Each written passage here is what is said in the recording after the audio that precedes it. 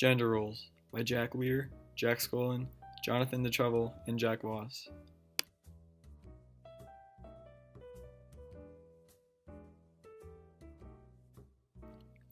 Our group decided the best way to communicate our argument and information about gender roles to the audience would be to provide our research found when answering each question through the format of a screencast, and then also include a skit to follow each screencast.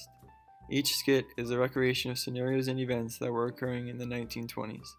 The thought process behind our selection of our questions was using past connections to previous topics covered. We remember that in previous IOs that gender roles were not balanced correctly throughout the 1800s leading up to the 1900s. Knowing that women were not treated that well and men were considered superior, we attempted to synthesize questions that would help us find if women were still frequently abused in the 1920s or if a change in gender roles decreased the amount of women that were being harshly discriminated against. In the process of answering our questions, we searched the rights of both men and women and how they both acted and were treated in the 1920s. The roles of men and women significantly changed in the 1920s as women gained more rights and respect due to events such as World War I and the ratification of the 19th Amendment. This led to women acquiring more jobs, money, and freedom of expression, rather than always staying at home and caring for the house, because men were changing their misogynistic attitudes towards women after these events. How were the roles of men and women changed after World War I and the ratification of the 19th Amendment?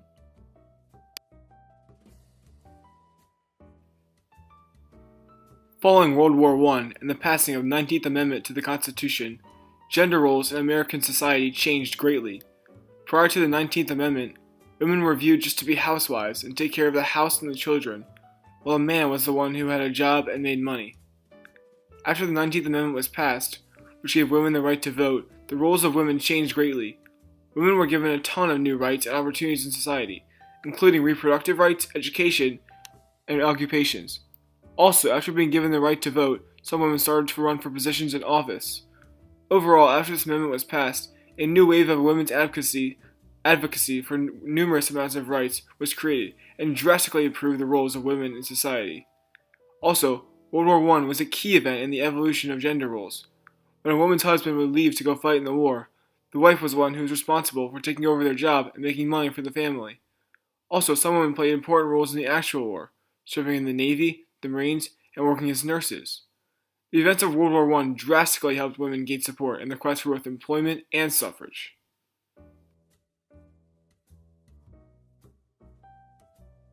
I'm extremely excited for these elections coming up. I wonder who will be elected. I hope whoever I pick will be elected, of course. I want William Taft to be elected as president in 1913 in these up-and-coming elections. But Jim, Taft provides us with nothing for the future. Teddy Roosevelt provides us with everything that we need. There's a reason why you don't vote. You know what? Someday we're going to be able to vote, and when we do, we're going to have a lot more rights, and you're not going to be able to do anything about it. I don't know this, but the day in which women are allowed to vote is coming soon. You will never be allowed to vote. I represent this family however I want, and you do not have any say in what I do. I'm the man of this house, and with that right, I decide everything that occurs in this household.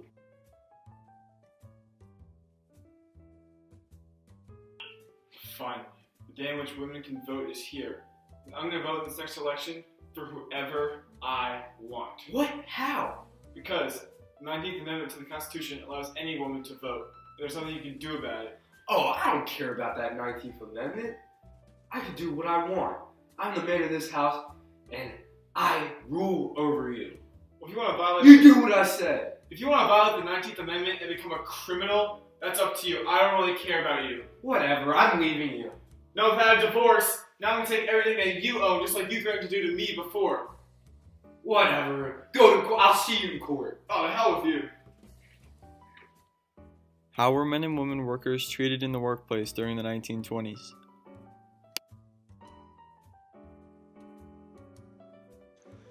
During the 1920s, women in the workplace commonly faced obstacles such as wage discrimination and sexual harassment, also known as occupational sexism. It was common practice of employers to pay their female workers less than what they would pay a man to do the same job.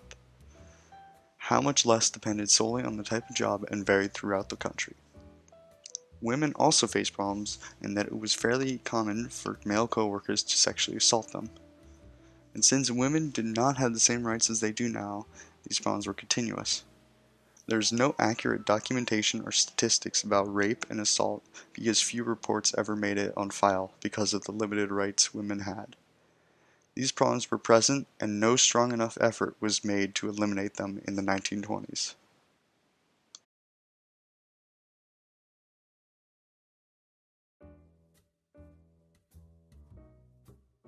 Hello, Mr. Smith. I believe I deserve a raise now. I think I put a lot of work into this company, and I've just been putting endless work into our final project. Alright, you've been working for a while. You can have a raise. Thank you. Yep. I really appreciate it. Hang on, Mark. Did you just get a raise? Yes, I did get a raise. You do nothing around here. I have twice as many sales here, and I've worked here half as amount of time you have. You're a woman. Oh, the heck with you. I'm gonna ask for a raise. You'll never get one anyway. I will, trust me. No, you won't. Good luck. Hey, Mr. Smith. Mark doesn't do anything around here. I think I deserve a raise, not him. He's been working here for a while, so I gave him a raise. But I have twice as much commission as him, and I work twice as hard as him. Our company's on a budget right now. We don't have enough money to afford to give you a raise, too. That's a lie. You've made plenty of money, and you can easily give me that money. No, we just gave up the rest of our money to Jack. We can't afford to give anyone else raises. Mr. Done. Smith. No, too bad. I can't. I'm done talking to you. But I'm Mr. not gonna Smith! argue with you about this. No. Mr. Smith! No. Did you get a raise? Heck with you. Women. Mr. Smith, please give me this raise. I need this money. I'm a single mother with one child at home. I need the money to support them. I know you're a single mother. We don't employ single mothers. But Mr. Smith, I need No, this money. no, we don't employ single mothers. You're fired. You're fired. How was the lifestyle of traditional women different than flappers in the 1920s? Traditional women were vastly different compared to flappers when it came to their lifestyles.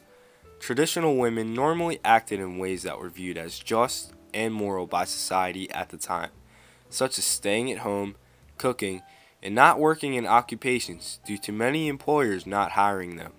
Traditional women were mostly conservative in the way they dressed and acted, and they followed many of the social normalities that were expected of them. Flappers, on the other hand, were highly more expressive and open in the manner they approached life. Flappers showed more skin than traditional women and did things that were frowned upon, such as smoking and drinking in public. Instead of acting as a traditional housewife, flappers had affairs with various men, something frowned upon and was very uncommon before, while most traditional women had a marriage and a husband. Flappers also lived a huge nightlife. They frequently attended speakeasies and danced to jazz almost all night, while traditional women usually stayed at home taking care of the family. Another difference between flappers and traditional women was their ages. Flappers usually consisted of younger women ranging from ages 18 to the early 20s, while traditional women were typically old. Traditional women and flappers were greatly different when it came to how they lived their lifestyles in the 1920s.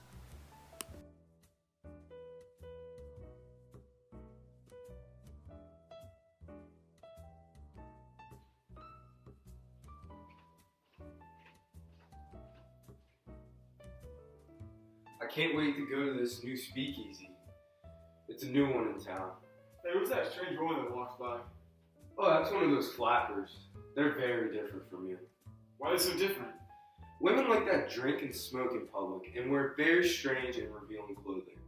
They have weird hairstyles, makeup, and their entire fashion will be different than any other woman. They also act very rebellious and embrace non-traditional morals and value, not how a normal woman should act. That's really interesting. I think I might want to be like a flapper. You? A flapper? You're very funny. As long as you're my wife, you will never be a flapper. That despicable manner that those women act in, no, not my wife.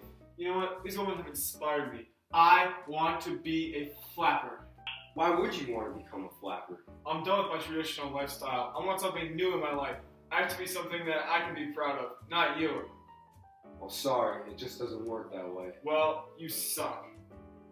Well, you're never gonna be a flapper. You're a I'll terrible make sure. husband. I will make sure. I hate you. that- I will hate your make guts. You know what? I'm done with this argument. I am leaving now. No, you're not. I am. No, you're not. Yeah. You're my wife. You get back here right here. I'm a flapper now. Oh my God. What has my life become? I'm becoming what I want to be. I can't take this anymore. I'm leaving you. Good riddance.